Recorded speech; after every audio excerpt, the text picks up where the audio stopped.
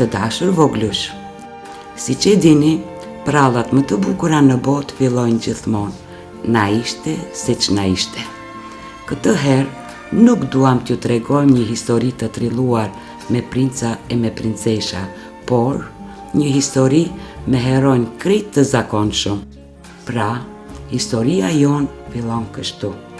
Çfarë po ndodh sot në vendin tonë? Teksa të gjithë ne festonin festat e fundvitit në familjet tona, në Kinë u shfaq një virus i lig e mendje madh, që mbante një kuror mbi kokë. Po flas pikrisht për këtë këtu. Ky është koronavirusi i lig, që për të jetuar duhet të kaloj nga një njeri tek tjetri. Virus ligu i goditi aq fort e befasishëm kinezët sa prishi edhe festimet më të bukura të kulturës së lindjes, vitin e ri kinez. Por, ai nuk u knaq me kaq dhe vendosi të bëhej edhe më i fuqishëm, duke goditur shumë më tepër njerëz. Kështu, i hipi avionit dhe mbriti në Evropë.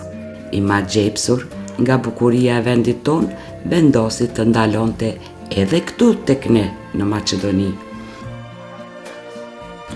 I paftuar nga askush, virus ligu në e prishi rehatin, se për fajt të ti nuk e festuam dot as ditën e verës. Shumë veta filluan të smureshin dhe të vuanin. Shkollat, madje edhe dyqanet u mbyllën. Të gjithë ne u strukëm në shtëpi nga frika se mos të ndesheshim me të rrugës. Na duhet të bëjmë një sakrificë të madhe, të mos luajmë jashtë, të mos merremi me sport dhe të mos bëjmë shok e shoqe të ri. Fal policisë, të gjithë rrugët janë boshatisur. Sa keq! Po këta superheronjët, përse nuk duken gjëkundi atëherë kur na nevojitën më shumë?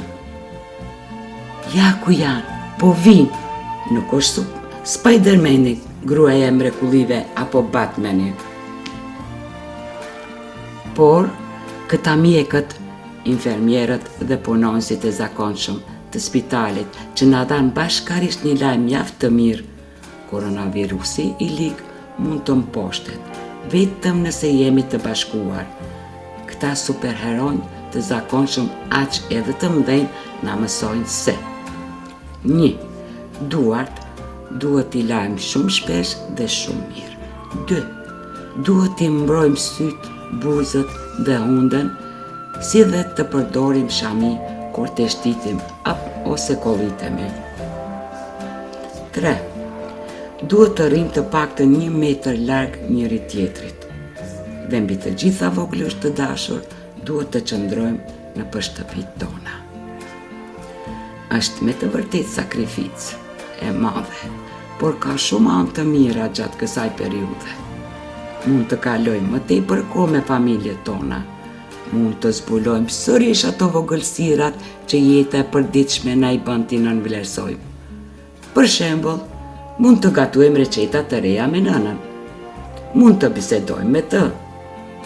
Mund të lexojmë më shumë apo të luajmë më tepër me qenin ton të dashur. Po ju, si arrini të argëtoheni? Ç'të reja keni mësuar? Këto rregulla duhet t'i respektojmë me përkushtim. Vetëm kështu mund të fitojmë. Këtë herë nuk do të fitoj vetëm njëri prej nesh, nëse ja dalim, do të fitojmë të gjithë.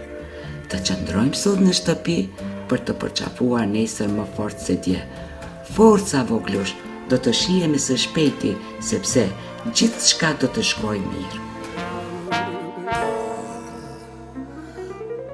What a wonderful